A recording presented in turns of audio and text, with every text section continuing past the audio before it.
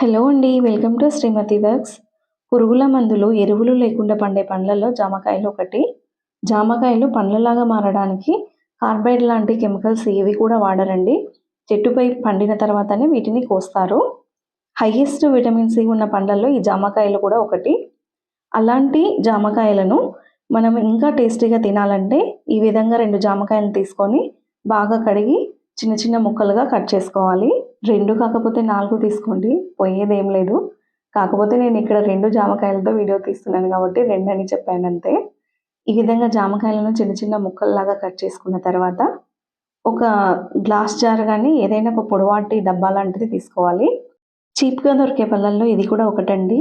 అంటే మిగతా పండ్లతో పోలిస్తే రేట్ కొంచెం తక్కువ. రేట్ చీప్ అయినప్పటికీ హెల్త్ విషయంలో మాత్రం వెరీ రిచ్. 2 మీడియం సైజు జామకాయ ముక్కలకు పావు టీ స్పూన్ సాల్ట్ వేసుకోవాలి జార్లోకే. నెక్స్ట్ ఒక పావు టీ స్పూన్ కారం కూడా వేసుకోవాలి.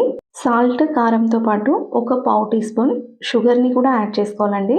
షుగర్ యాడ్ చేసుకున్న తర్వాత ఒక దబ్బ నిమ్మకాయ తీసుకొని ఈ విధంగా నిమ్మరసాన్ని పిండుకోవాలి. చాలా వరకు అందరూ సాల్ట్, కారం అండ్ నిమ్మరసం మాత్రమే యాడ్ చేసుకుంటారు. అలా కాకుండా వాటితో పాటు కొద్దిగా షుగర్ యాడ్ చేసుకుంటే కూడా ఫ్లేవర్స్ అనేది అన్నీ బాగా కలిసిపోయి ఏ ఫ్లేవర్ కూడా డామినేట్ అనేది చేయదండి.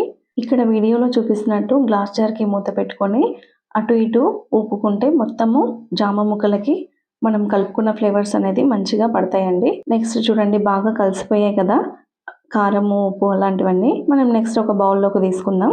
ఇంకా తినేయడమే. చాలా టేస్టీగా ఉంటాయి, trust me. Thanks for watching and please like, share this video.